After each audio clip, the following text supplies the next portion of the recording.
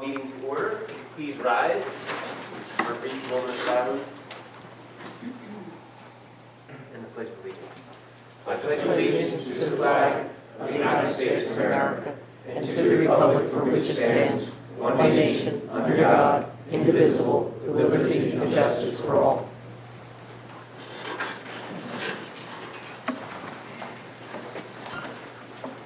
Start with roll call. Mr. Campion absent. Mr. Dibber? Here. Mrs. King? Here. Mr. American? Here. Mr. Schuler? Here. Mr. Tompe? Here. Mayor O'Brien? Here. We have a statement of compliance with the Open Public Meetings Act. Pursuant to the requirement of the New Jersey Open Public Meetings Act, notice of this meeting was included in the annual meeting notice filed in the office of the Borough Clerk, posted on the Borough website and on the bulletin board in the municipal building, published as a legal notice in the Co-Star newspaper, mailed to those requesting notice, providing payment in accordance with borough policy. First item is approval of the agenda. Can I get? I'll make that. Are there any changes to this, right? Yes. What do we do? We do One have an change. amendment to Resolution 2017-78. I believe everyone had a copy in front of them. Yeah. And just some adjustments there to the numbers. And resolution, we're going to add Resolution R 2017-84, resolution of the Borough Council requesting approval to receive developer escrow deposits in the municipal budget as a dedication by right. Okay, so with those changes, can I get a motion to approve the? I'll make that motion. I'll second. Roll call? Mr. Dibber? Yes. Mrs. King? Yes. Mr. American? Yes. Mr. Schuler? Yes. Mr. Thompson? Yes. Motion passes. Next, we have approval of the minutes of the April 10th, 2017 meeting. That's the minutes for both the executive session and the regular. No, that, No? sorry. It's Mayor, not? no, that's just our regular session. Okay, there's the, yeah, that's fine, sorry.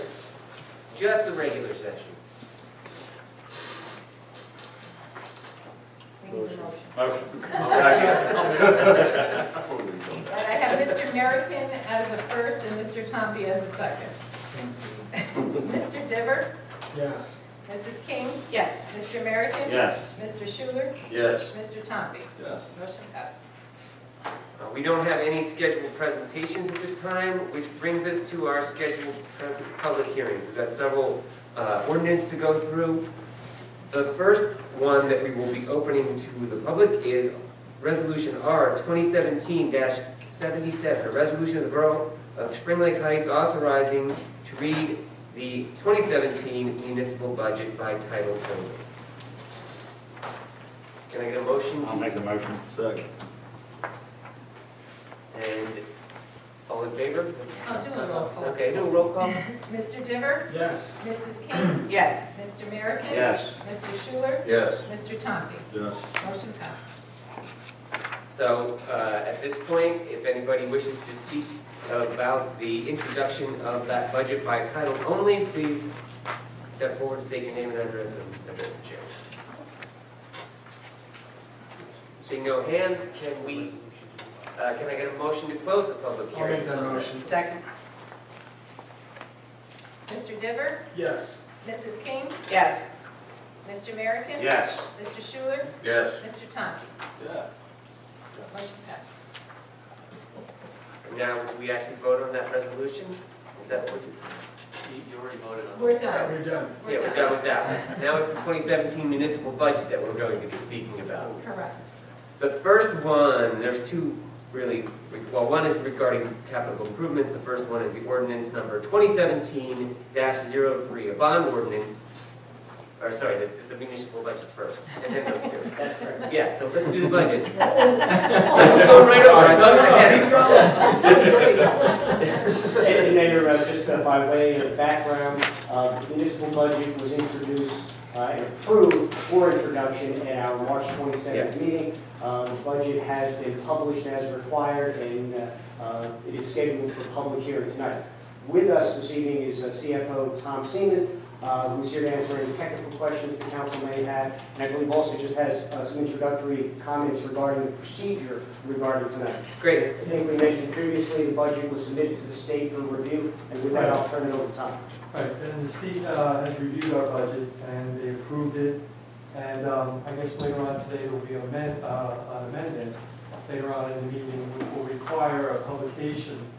And then there'll be a separate, I guess there'll be a separate hearing on May 8th, correct? And then at that time, I guess afterwards, we will, the council will do a vote to adopt the budget at that time. Okay, and the amendment is just 3 minor changes to the budget, right? Yeah, that we've got in front of us. And there, no, there was just the discussion at the point of changing the agenda. We are adding a resolution regarding the dedication by rider. That is also a technical requirement that the state, as part of their review, has requested that we provide. Simply, the dedication by rider is a request to the Director of the Division of Local Government Services authorizing us to include in our budget the revenues that we receive from the escrow deposits, and it allows the appropriation of them for the purpose of which they're dedicated. It's just really a housekeeping matter that the state is part of the review. Moving on to the budget, just a couple of brief introductory comments. The budget, as introduced, provides for zero projected change in the tax rate for the coming year. This is an estimate at this point, as I think the council is aware. Technically, the tax rate is certified by the county tax board later this month, once the budget is adopted, and that may be adjusted slightly to reflect those property tax appeals that have taken place in the current year. In the old system, before the assessment demonstration process, our budget was certified on the basis of the tax rate that was struck and the rateable, tax rateable base that was in place as of January 1st. That date has changed to late May with the assessment demonstration project, and I think we've had some numerous times discussion on the benefits and disadvantages of the assessment program, particularly as it relates to adoption of our budget, as well as any refunds that may be necessary as a result of successful appeals. In any event, the budget has been published. The summary of the budget has been published. We had some discussion at the time of introduction as far as the specifics go. I don't know if Councilman Diver, as Finance Chair, wishes to add any additional information at this time. Well, I think, the good news, just to be brief, the good news is a 0.0000 tax increase. There will be no municipal tax increase in this budget. And we also maintain a surplus, which we do as a rainy day fund, typically a 5% number. So the rainy day, it's approximately $450,000 that we keep on hand, just in case something else goes wrong. But the budget also provides for 2 new police cars. It provides, we've used absolutely no funds from the water and sewer utility fund to balance the general budget. And we've also made it a point to move some of the salaries that were in the water and utility budget back into the general budget where they belong, actually. And I think those are the salient points. We'll have something else on the next ordinance to discuss, but the good news is that we're in very good financial condition. And it owes a lot to the previous finance chair, Councilman Campion, and the rest of the council that was here last year. They really did put together a good budget, and it made it easy for us to handle the budget this year with a very nice rising tide. Before we open it up to the public, does anybody up on the dais have any questions for either our CFO or for Councilman Diver? No? Then can I get a motion to open the public hearing? I'll make that motion. Roll call. Mr. Diver? Yes. Mrs. King? Yes. Mr. Merrick? Yes. Mr. Schuler? Yes. Mr. Thompson? Yes. So if you wish to speak or ask us questions about the budget, please step forward, state your name and address, and address the chair. Seeing no hands, can I get a motion? I'll make that motion. One of them could do this second. Roll call. Mr. Diver? Absolutely. Mrs. King? Yes. Mr. American? Yes. Mr. Schuler? Yes. Mr. Tompi? Yes. And then just once again, the date of introduction will be? The scheduled date of adoption Yeah, is May 8th, okay. 2 weeks from now. The day after Mother's Day, just in case you're all wondering.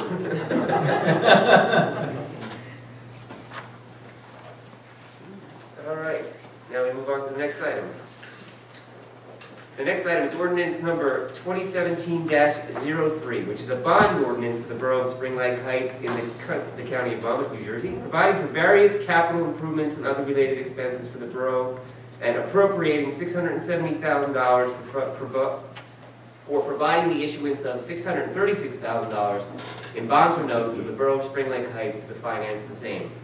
And I mean, do you want to speak to this again? We've mentioned this a couple times, but it's always good when you're spending $600,000 to explain why you're doing it. Essentially what we're doing, in the Department of Public Works, many of the vehicles are very old. And we've had a plan in place that set aside capital each year for it, but it's not meeting the needs. And essentially we need to raise some funds through a bond ordinance, and it's a bond anticipation note. So it's sort of like a short-term note that we're allowed to carry each year for up to 10 years. At current interest rates, we would probably pay about 1.5% on these notes, so it's actually very cheap money. But it will enable us to buy a few very expensive trucks that we need in the DPW. Some of them, I believe, will be a garbage truck. And Mr. May, you can clarify this. One is a garbage truck, there's two heavy vehicles, mason dumps, Mason garbage dumps. truck, and Kubota to supplement our. Right. The Kubotas are those small vehicles you see driving around that actually come into the driveways to pick up the trash and bring them back out to the main vehicles. In addition to this, I see some folks here from Wall Road. If you live on or near Wall Road, as I do as well, you know that it's been pretty chopped up this year. They put in new gas lines and whatnot along, for maintenance from New Jersey Natural Gas. They will be coming back to pave half the road.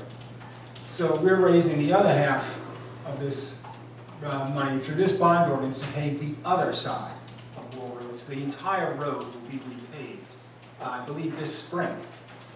I spoke with the gas company, Gas finally working for them. They're anticipating sometime in June. In June. Yes. Okay. And as they pave, we'll pave at the same time. Exactly. So the entire road will be repaved from, I believe it's Old Mill Road, right out to 71.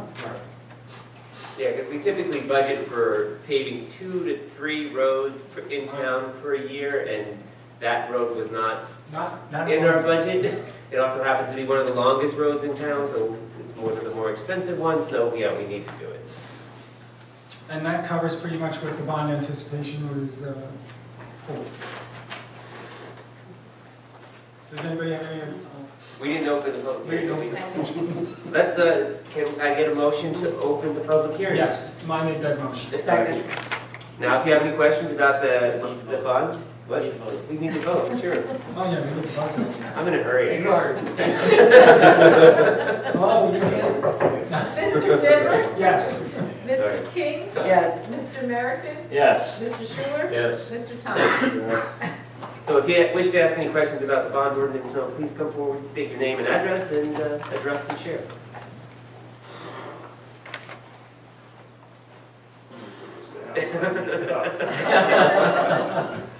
My name is George Cordials.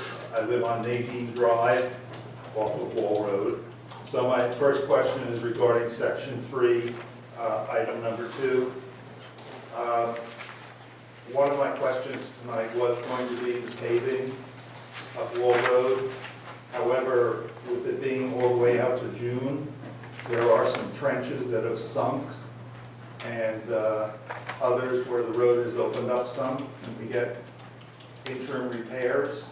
It's bad driving down there, but it's worse now because of the sunken trenches in different locations and some areas that have opened up.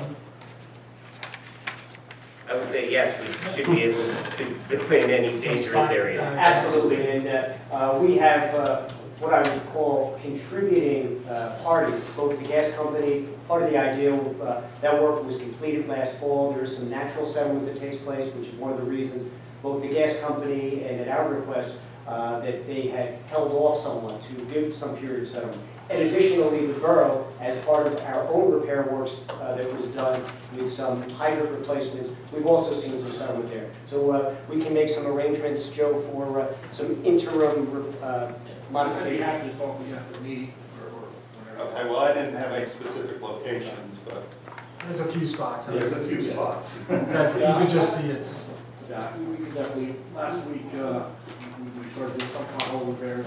I coordinate that with other towns, but we get on our agenda. Okay, next, in regard to section 3, item 3, does this include getting rid of those 2 derelict sanitation trucks? Yeah, our intention is, that's one of the reasons we got the truck, replace those 15 and 8, as you may, Well, one of the other questions I was going to have is, we're paying maintenance, insurance, license fees on these derelict trucks that sit there and go to the dump maybe once a month or so, and while they still run, maybe we could still get some money out of them and buy some roll-off containers instead of 2 old trucks. it's all part of our capital plan by a compactor, and those trucks are used a lot more than you think. We use them on trash day, we use them on brush day, so they get used, they probably go to the dump maybe 8 to 10 times a month, so they're used. Okay. So, they're not just parked there and then just eating the maintenance costs.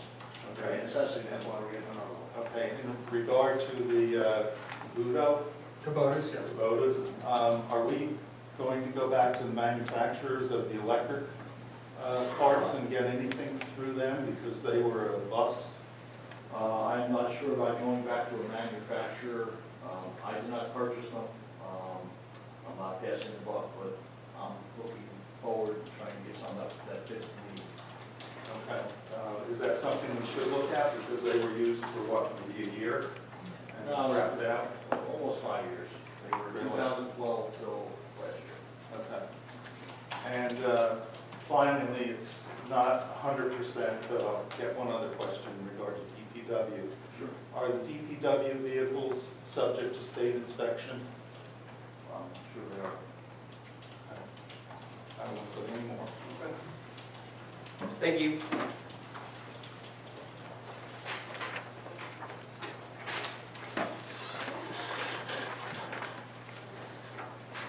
Seeing no further questions, can I get a motion to close the public hearing? Got a motion? Motion down here, second here. Got it. Mr. Diver? Yes. Mrs. King? Yes. Yes. Mr. Merrickin? Mr. Schuler? Yes. Mr. Thompson? Yes. Thank you. And are we, this one, do we, To adopt. that's the next one, right? So can we get a motion to adopt this one? I'll make that motion. Second. Roll call, please. Mr. Diver? Yes. Mrs. King? Yes. Mr. Merrickin? Yes. Mr. Schuler? Yes. Mr. Thompson? Yes. Motion passes.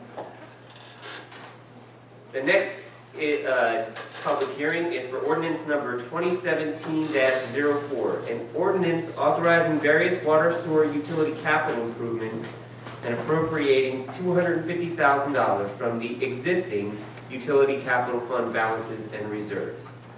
So that's basically spending money that we've already raised through the utility fees to fix up some things that need fixing. I mean, specifically, we've got some sewers, and you want to speak to that? Yeah. Mr.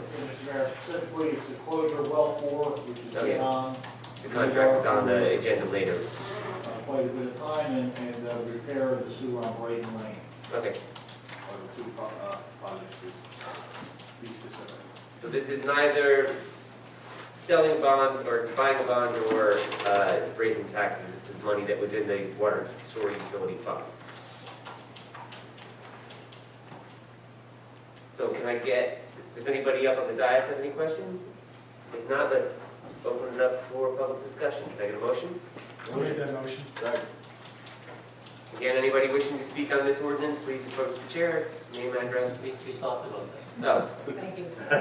we're gonna do those eventually. Mr. Can't we Gilbert, save all the votes Yes. up to the end? Mrs. King, Yes. Mr. Merrickin. Yes. Mr. Schuler, Yes. Mr. Thompson. Yes. We're good. Thank you. Seeing nobody approach, can I get a motion to close it? Yes, motion. Second. And we'll vote on it. Mr. Dibber, Yes. Mrs. King, Yes. Mr. Merrickin. Yes. Mr. Schuler. Yes. Mr. Thompson. Yes. We're closed. And a motion to adopt. I'll make that motion. Second. Mr. Dibber, Yes. Mrs. King, Yes. Mr. Merrickin. Yes. Mr. Schuler, Yes. Mr. Thompson. Yes. Motion passes. All right, the next item on the agenda is the public comment section for agenda items. We've got a lot of choices today to when you want to speak, if you want to speak. So, if anybody wants to speak about anything that's on the agenda that isn't already spoken about, please approach the chair, state your name and address, and what you'd like to say. This is anything on the agenda. That is correct, this is the agenda section. John Benjamin, 564 Atlantic Avenue. The last item on the agenda is approving payments of the itemized claim. So That is correct. Right, and that's a 3-page document that's in the back there, and it has a title page, and then there's 3 or 4 pages of purchase order. That's correct. Okay. So I can't understand how the first page is connected to the second page, because there's no listing on the purchase orders of which funds the money is coming out of. So for example, on the first page, Fund G02, Grant Fund, you spent $172.88. Now if you look on the first page of the purchase order, you can see there's a payment down at the bottom for Dragger Safety Diagnostics for $172.88. So that's obvious that that's what that is. Yeah. Okay. However, you have Open Space Trust Fund, $335.95. And there is no one item on these lists that shows $335.95. So obviously, there's several items that add up to $335.95. But which ones? Mayor, if you'd like to I'm get not sure I know that, what you. is unfortunately, there may be individual purchase orders that may be charged to multiple accounts. For instance, and I'll give you one because I happen to know off the top of my head, let's see, on here on page 1, midway down the page, we have the co-star, legal publications. There are some of those legal publications that may very well have been charged to open space, and you can see that there are 2 specific purchase orders. Typically, under open space, there are maintenance and repair costs for maintenance and repair vendors that may have been split. That information, I'll defer that question to the CFO as to how that could be made. Well, is there a way for the purchase orders that are specific to one particular fund, can we mark those, and at least then you're, by process of elimination, you've got it down to 5 or 6 other purchases that are spread out, I don't know. Because you have, like after each purchase item, if you could just put the fund number in. So, so next to the one that said grant fund, which is $172.88, which is on the first page, Dragger Safety Diagnostics, if next to that it said F Fund G02, then you would know that that was from the grant fund. So, is that a possible? Yes, it's Because I possible. believe it had been done in the past, years ago, and somehow fell by the wayside. There's different kinds of budget billers reports that we can look into, Ronnie, which would provide that. Yeah, this is standardized. It is, but I know my other town I work in, there is another one that might identify. the account Delineated number. further? Yeah, it might have the account number, so that the T is trust, I think, and then the capital for the C, and G for the grant. So possibly we can look at different reports, or we can just supplement this information with more detail. Because after the void amount, you have a few blank columns, contract and PO type, I think, the fund, that would be sufficient. We got work on it. Thank you very much. Yeah, that would be great, please do that, thank you.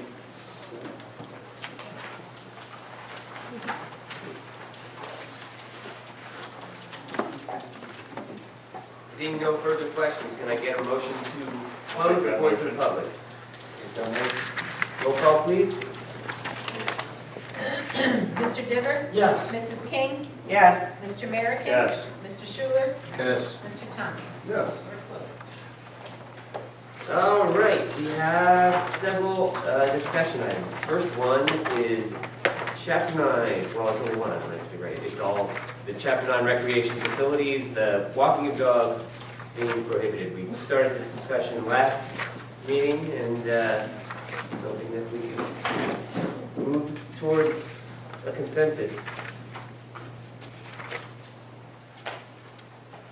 Did anybody have any particular suggestions about either, there was two different items when we talked about this ordinance. One was, A, should we allow the walking of dogs in certain borough properties, with some prohibitions for things like not being able to be in playground areas, not being able to be on ball fields, having to follow the rules that we already have in place for picking up dog waste and keeping the dogs on leash. I think we should find a way to see how much it's gonna cost to have all these signs made to advise people if they're going to walk their dog, they're going to pick up the waste or get a ticket and pay for it. The question being, people know they're supposed to pick up waste. I walk my dog, and right next to where we have the mitts for them, the dogs are dirty, and the people haven't even bothered to take it and pick up. I read they just something don't do it. about how amazing is it, a lot of people pick up their dog waste and then they throw it away someplace else that's bad. Like in pastures, and cows are eating them and bad. But we don't, Yeah, we don't have to. the cows are not our problem. But, I mean, your suggestion is that you would like there to be signs to make sure that it informs people in the properties that if we allow dogs, to make sure that they know the findings for not picking up the waste. Yeah, I think that's a good idea. I think we had those signs posted, and the people still don't pick up after their dogs. And the signs that say no dogs allowed, and they take them in there anyway, and then they don't pick it up. Yeah. That's right. Well, that's what we have now, and so. Come to my cul-de-sac. If it weren't for cat prickling, God knows what we'd be sitting on. I'd be sitting on mounds of grass, waste, everything else. If it weren't for the signs you had to put up. But if dogs come through, people do not pick up the waste. They just don't. And my concern about the issue with the parks is our children. I know that, I own a dog. I love my dog too. But I don't know if I want him, leaving waste in the park. Not that we wouldn't pick it up, we would pick it up, but then dogs also urinate. Our Yeah. children play in these fields.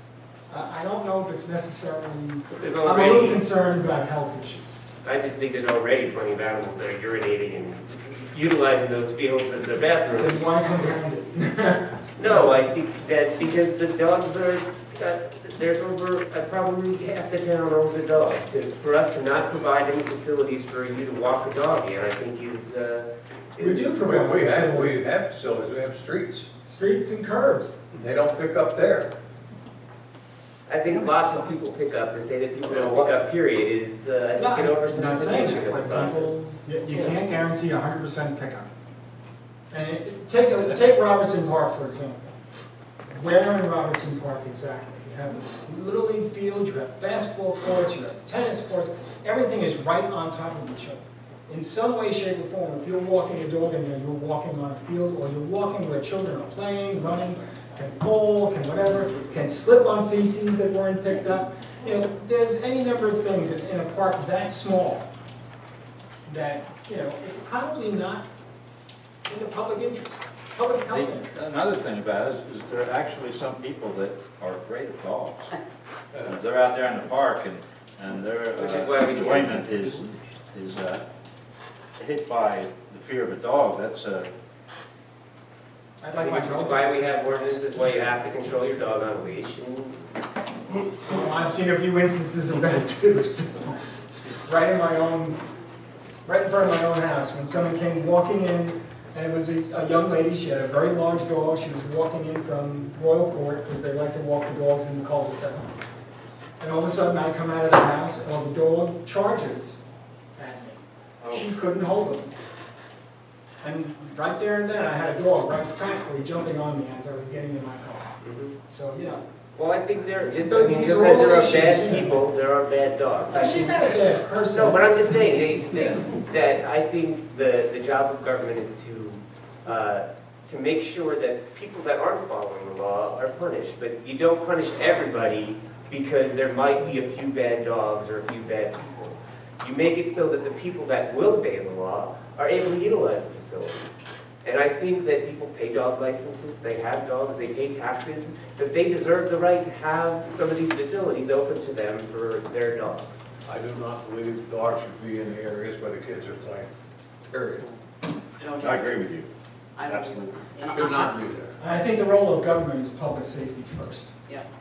Personal And I needs guess I second. think there's loads of history that parks have been open to dogs, and it's not the problem that you're making it out to be. But I'm not living in the vicinity. I live in Spring Lake Heights.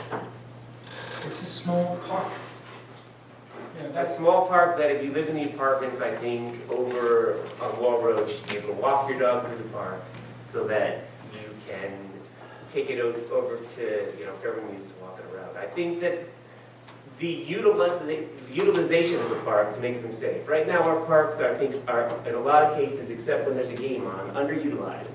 And I think the more opportunity we can bring to getting people into those parks, walking past, dog paths, the more they will be used, and it's safer they'll be. Well, I disagree, because I think, like, for instance, when you come here for Youth Government Day and you listen to the students talk about different things that they want to see, one of the things that they would like is many times they bring up expansion of the parks and more facilities or more things to do. And I happen to have grandchildren who are petrified of animals. And if I take them to a park and they even see a dog 500 yards away, they're running back to the car because they are so deathly afraid. I think what Rich Diver brought up is true, that there's also adults that are afraid of animals. And I don't think it's a good thing to mix those two. The parks to me are for an enjoyment.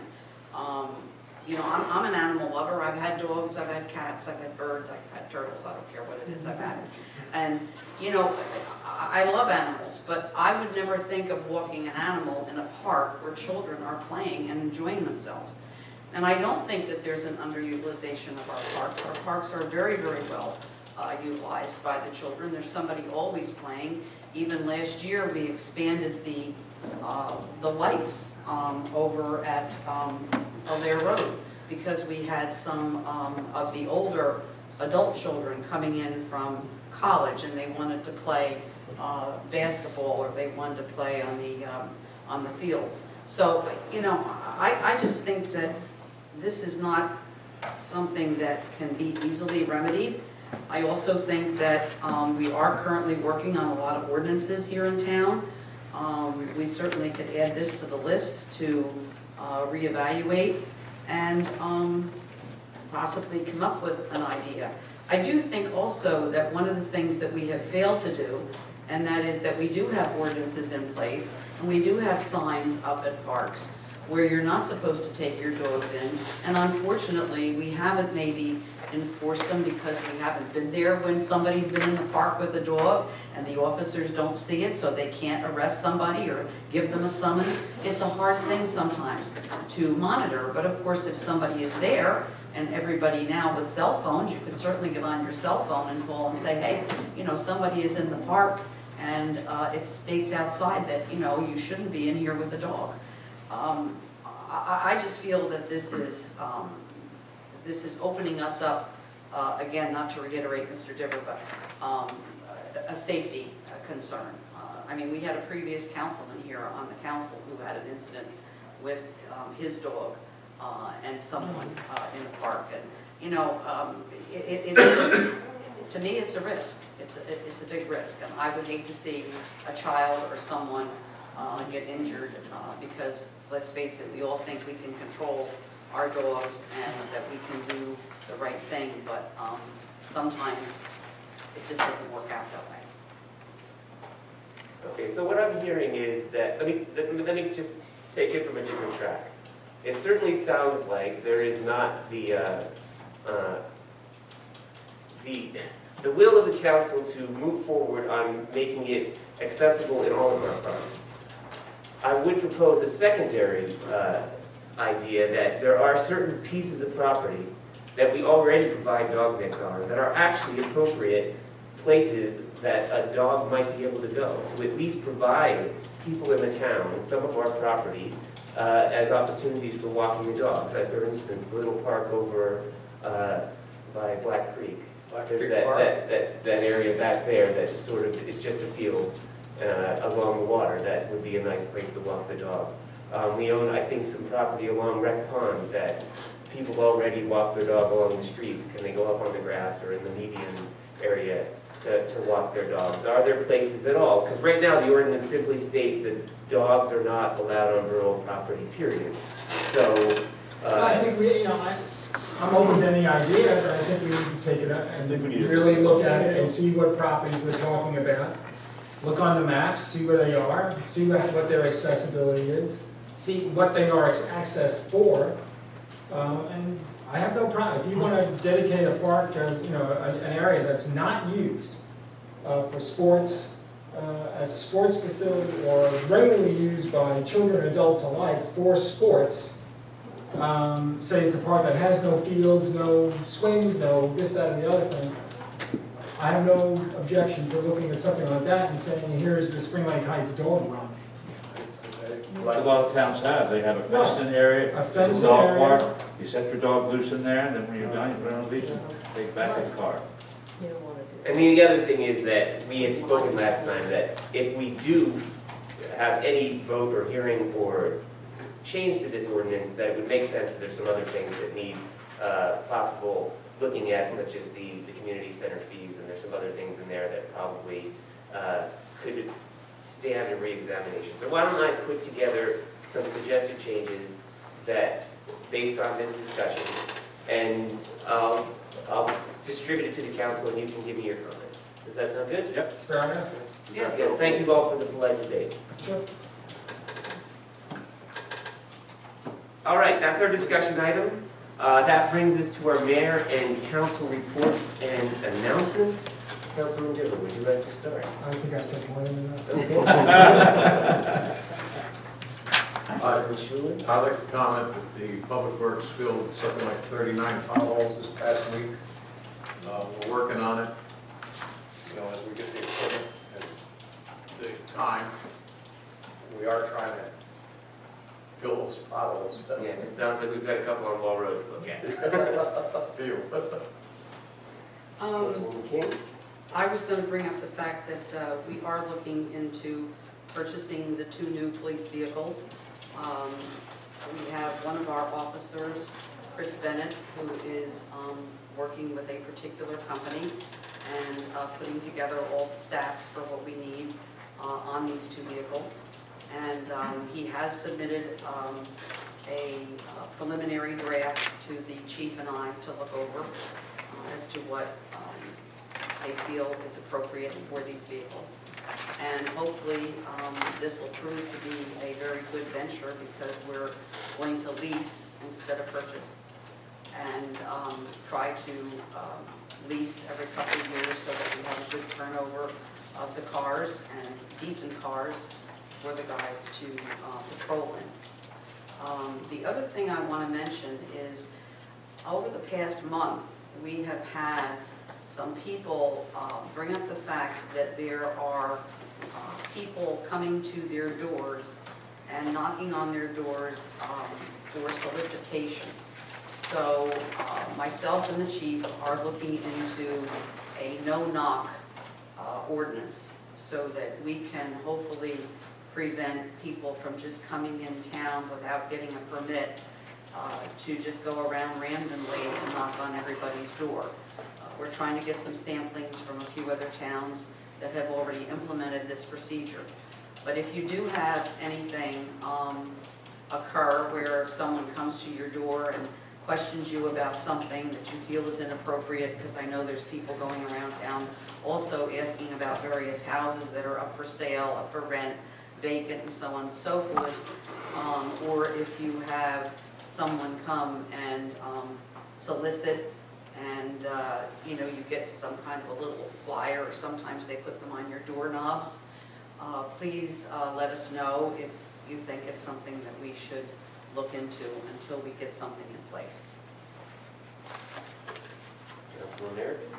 The only good, well, the good thing happened this week is we've got a utility shed for Fletcher Park, which is very nice. Yes. And it's in place, thanks to Joe May. We have a lot on it? And it's not locked yet, but we Okay. will get a lock. But there's nothing in it either. Yeah. And that's all. All I have is the Little League Parade is this weekend, Saturday, kicking off at 8:15 on 3rd Avenue in Spring Lake. And what do I have? May 3rd is our 90th anniversary. Happy birthday, Spring Lake Heights. Wow. That will be celebrated before our next meeting, so I figured I'd mention it. 90 years. You'll have refreshments for that? And then, I believe, Janine, you had the Project Pink, right? that you Some wanted to remember. information on Paint the Town Pink. Our event is Tuesday, May 9th at 6:30 p.m. It's going to be at the Fairway News Clubhouse. We're going to have a panel of 5 different doctors there speaking. All have their own expertise in certain fields. We're going to review some live cases where taking you from the patient having their mammogram, being diagnosed, being treated, and the whole process on how those doctors meet and come up with the game plan of attack for those cases. One of which they did share is a male that had breast cancer. So they're going to kind of address that. Should be interesting. We just ask that you call the office to just register. It's free, but we just want to have a head count to know how many we should set up for. And anyone attending wearing pink, we are going to have a raffle. And so if you're wearing pink, you'll get a ticket. You will be eligible for some giveaways.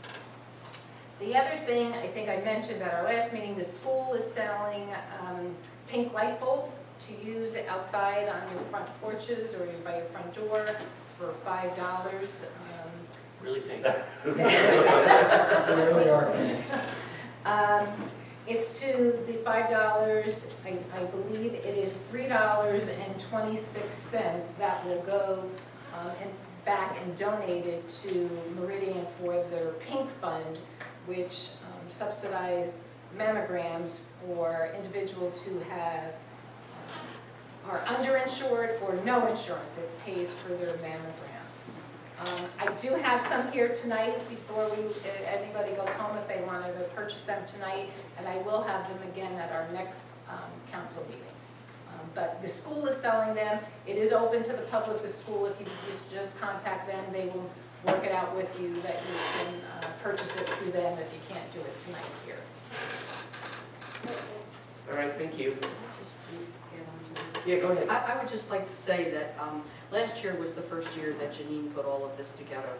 And I did attend the session that was held last year at the community center.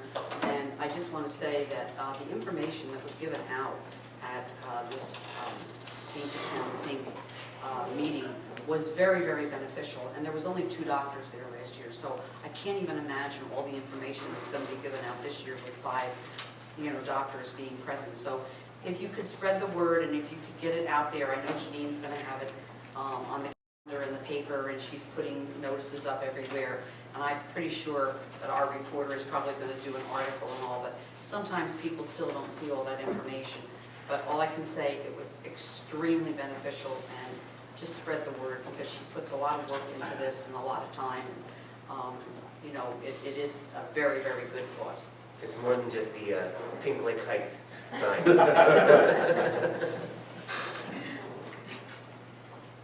All right, that brings us to our reports, notices, and correspondences. We have the water sewer utility revenue projection for 2017. in our packet, the Borough Seeger public hearing for an ordinance number 06-2017, which is an amendment to their land use. We have the Borough of Allenwood resolution supporting the New Jersey State Assembly bill for Homestead School Property Tax Reimbursement Act. And we have a letter from the Mid-Atlantic Engineering dated 4/17, 2017, yeah. Oh, geez, I'm sorry. There's a lot of numbers there. Regarding a block permit on Old Mill Road. We do not have any further ordinance introductions at this time that we haven't already taken care of, which brings us to our resolutions. The first resolution is resolution number R 2017-78, the revised version which is up on your dais. A resolution of the Borough Council authorizing amendments to the 2017 municipal budget prior to adoption. And there are three amendments, one to the $8,000 amendment to the capital improvement fund, adding money, an improvement to the municipal facilities fund, subtracting money, and taking $5,000 from the reserve for public work vehicles and equipment because we've satisfied that with the bond that we raised. So those are the three. Can I get a motion? I'll make that motion. I'll second it. Mr. Diver? Yes. Mrs. King? Yes. Mr. Merrickin? Yes. Mr. Schuler? Yes. Mr. Thompson? Abstain. Motion passes. The next resolution is Resolution R 2017-79, awarding a contract for the sanitary sewer improvements to Brighton Lane to Mark Wozniak, mechanical contractors, the amount of $198,000, $257.62. I'll make a motion. Second. Mr. Diver? Yes. Mrs. King? Yes. Mr. Merrickin? Yes. Mr. Schuler? Yes. Mr. Thompson? Yes. Motion passes. The next is Resolution R 2017-80, a resolution of the Borough Council awarding a contract finally for the closure of Borough Well Number 4 to A.C. Schultz Incorporated for $167,000. I'll make the motion. Second. We've gone out to bid on that more than once. Yes. It's finally getting taken care of. Mr. Diver? Yes. Mrs. King? Yes. Mr. Merrickin? Yes. Mr. Schuler? Yes. Mr. Thompson? Yes. Motion passes. The next is a resolution of the Borough Council approving the temporary closure of Railroad Avenue. That's resolution number R 2017-81, and that would be for Mayor. September 6th. No? That's, I was just No, going to say that's not that right. that's an amendment, Oh, a yeah. typo on my part. The September 6, 2015. It's not the right date. No, it's not the right date. It is June 3rd, 2017. June 3rd, 2017. So with that change to the resolution, can I get a motion? Motion. Second. Mr. Diver? Yes. Mrs. King? Yes. Mr. Merrickin? Yes. Mr. Schuler? Yes. Mr. Thompson? Yes. Motion passes. The next resolution is resolution number R 2017-82, a resolution of the Borough Council approving the use of the community center for St. Catherine's School and special young adults bowling league. Motion. Second. Mr. Diver? Yes. Mrs. King? Yes. Mr. Merrickin? Yes. Mr. Schuler? Yes. Mr. Thompson? Yes. Motion passes. Final resolution is resolution R 2017-83, a resolution of the Borough Council approving payment of the itemized claims as set forth on the April 20th, 2017 bill list. I'll make that motion. Second. Mr. Diver? Yes. Mrs. King? Yes. Mr. Merrickin? Yes. Mr. Schuler? Yes. Mr. Thompson? Abstain. That brings us to our final, oh wait, there's one more. We have that one more. Yeah. It's resolution R 2017-84. And, missing it. In the packet, sorry, I know it was up here, but I misplaced it. Could you read it out, just to make sure that we get it out? So this is a resolution of the Borough Council requesting approval to include developer escrow deposits in the municipal budget as a dedication by rider, and Tom spoke about that earlier. It's required by the state, right? I'll make that motion. I'll second. Roll call? Mr. Diver? Yes. Mrs. King? Yes. Mr. Merrickin? Yes. Mr. Schuler? Yes. Mr. Thompson? Abstain. This is now your last chance to speak on anything. Ever. No, in this meeting. You can talk to us after. So this is any item that you want to speak to, please approach the chair, state your name and address, and whatever it is you wish to speak about. My name is Cassie Devine. I live at 1225 Wall Road. My husband and I came here really just to find out when the paving was going to happen on Wall Road. We have nice new cars and the bumps are killing our nice new cars. It slows people down. But, so we're glad to hear that. I have another item though that I would like the board to think about. And that is the traffic on Wall Road. We have even, and I know there are lots of circumstances, I'm not totally prepared for this, although I will try to be quick. I'm nervous. We have lots of circumstances I know contributing to this. You don't have a middleman delivering anymore. You have these big trucks delivering. We have beer trucks going down our street. We have an 18-wheeler gas oil tanker truck coming down regularly, back and forth down Wall Road, and it stops and fills, the round tanks. At the gas station. At the gas station, at the Getty station, at the end of Wall Road. It often goes one way, I followed it, and then it goes north on 71. Sometimes, I don't know how it turns around, or perhaps it comes the other way, and it comes back. I think when the Warren Avenue was closed for a little while to put the lights in, we had more traffic, more truck traffic, more delivery trucks and all. Certainly you have tree company trucks coming through. We've had construction, we've had the gas mains, replaced, and there was all those trucks and dump trucks constantly. We also believe that with GPS, a lot of people are coming to church. They come off 138 and they go to church, and then they turn onto Old Mill and they come down Wall Road. In other words, we have become what I consider a thoroughfare. And I don't think, as a matter of fact, there is still a 4-ton limit sign as you come from 35 on Old Mill Road. Yeah. And an SUV, I think, is about 4 tons. It's an important issue, because once we get the road paved, those trucks aren't gonna do it any good. No. I'm telling you, Yeah, we're too retired many now, times, so we're home and we see this, more often. But yeah, we had a discussion with actually the officer that's in the back of the room, Zach, about, we did both a study and a ticketing thing where they measured some of the speeds on Wall Road, and at that time we had talked about, because I mentioned earlier, it is one of the longest sort of uninterrupted roads in town, that maybe there's a way that to break it up in the middle to make it so that it's not so desirable for people to think of it as the through road and slow people down. And certainly, I think we do have a weight limit in town on our municipal roads. That sounds like that 18-wheeler fuel truck probably would not meet those limits. Absolutely. So I mean, could you just do some research to see if that is a sign, or is it an ordinance, or do we, is that something that's enforceable? Because if it is, then let's start enforcing it. Yes, thank you.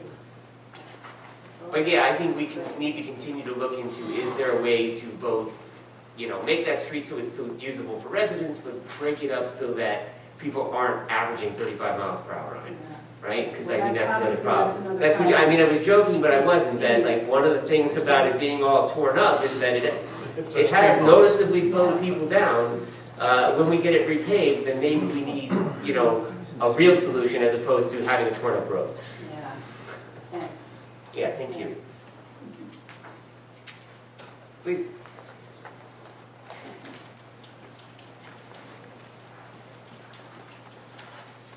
Sorry, I kind of feel like I'm hogging public time here. It's all right. George Corfield, Nadine Drive. So I'd like to just make a comment on the dog walking. I think it's a fairly simple solution. If you go out to the beaches, none of the towns allow dogs on beaches, or most don't allow them on the boardwalk. So I think anywhere, as was stated, where there's children playing, should be prohibited. Yeah, Spring Lake actually opened up one of their beaches for dog walking all day That's long. Asbury Park. And the rest of their beaches are open, I think, from, like October till May or something. But during the time when people. No, that's most crowded, yes, they are closed. So Well, I but agree most of with them the are. idea of like Black Creek, and I'm not sure what that piece of property on the other side of Blair Road Park that we purchased a few years ago, I'm not sure what that is utilized for. I think it's just a walking path. Yeah, but there's some plans in place that might Okay. put more people in it, so All right, I my mean, that's the suggestion would objection. be that that could be a north area and Black Creek would be a south area for walking dogs. So just my input on that. Okay, thank you. The next thing, just prior to the New York Auto Show, Ford introduced a hybrid police car, Fusion, and I think that that should be something that we should look into. There's considerable gas savings with that type of vehicle before we go out and purchase a big SUV or one of the Chrysler Chargers with the 400 horsepower engine. I don't know that we need that here, so I would encourage you to take a look at that. And there's one more road issue. Old Mill Road in front of 1909. There is a sewer cover that is several inches below the surface of the road. And if you're headed north and happen to have somebody coming southbound at the same time, there's no way you can avoid dumping into that sewer cover, and it's enough to jar your false teeth out. So, I don't know if that's a town sewer cover or county, but if we could get that thing raised to street level, it would make that a lot better. What was that address, George? 1909 Old Mill Road, the apartments are across the street. Okay. That's it. Old Mills are road, so, yeah. It's the backside of the motion. Okay, thank you. Thank you.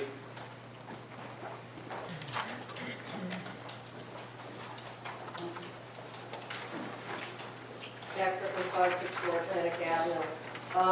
One of the reasons that the Environmental Commission deliberately did not suggest doing a dog park was because of the liability issues, which are rather astronomical. And I think if you check, you'll find out that Spring Lake already has a case against them for a biting incident that occurred on that beach. Also, everybody seems really intense on turning Black Creek Park into a dog park. There is no parking there. There's space for about 3 cars, which means that the side streets, which are very, very narrow and very dangerous, and this is something I actually keep meaning to bring up to the council. There actually is an ordinance on the books that the parking on the east side of 6th Avenue from Atlantic all the way up past the firehouse is supposed to be no parking. And the signs were taken down many years ago and people park there. And I understand, residents have multiple cars, you need a place to park. On Saturday, which is the big recycling day, it is only a matter of time before somebody gets hit on that street, because 6th Avenue, as you know, with cars parked on both sides of the street, the driving surface is about as wide as that table. And cars come around, and I've almost gotten hit coming out of Atlantic, and the cars go up Atlantic Avenue, 45, 50 miles an hour, steaming up there, stuff flies off the back of them, all their branches, the recycling comes off. It's not a safe place, and I've been meaning to raise that issue anyway, but if you're now going to add to the mix that you want to invite people from all over town to come and park there so they can walk their dogs, that might not be the best idea. You might want to find someplace like Shore Road down by Breck Pond proper, where there's a bigger area to park, because Atlantic and 6th is just a nightmare anymore. And while you're talking about paving streets, maybe you want to add Atlantic Avenue to that list too, because I've lived there my whole life. I cannot tell you the last time that street was paved in its entirety. Possibly in the 80s when they added gas line connections. And what street gets more heavy traffic? Because the garbage trucks go in and out all day, the dump trucks goes in and out all day, the front end loader goes in and out all day. It's where the public works yard is. The street is falling apart, there's huge cracks in it. So maybe somebody wants to take a look at that to do the street. And also the concrete up in front of the public works yard itself. The sidewalk and most of the curb is crumbling. You know, if my house looked like that, Neil Hamilton would be paying me a visit to give me a summons. You know, somebody's gonna get that fixed, because somebody's gonna trip on it. There's people from the neighborhood who do walk up there with their recycling, who walk up there pulling their trash cans. Somebody's gonna trip on that crumbling curb one day, and the next thing you know, their lawyer's gonna be calling our lawyer, and there's gonna be a problem. So there's a lot over there to fix before you start talking about adding new amenities. So fix what's broke first before you add something. I would appreciate it. Thank you. Thank you.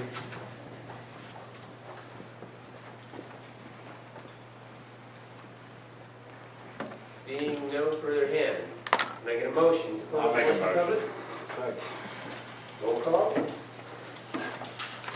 Mr. Dibber? Yes. Mrs. King? Yes. Mr. Merrison? Yes. Mr. Schuler? Yes. Mr. Thomas? Yes. We're closed. That brings us to the end of our meeting. Thank you all. Can I get a motion to adjourn? Second, third, fourth. All in favor? Aye. Thank you.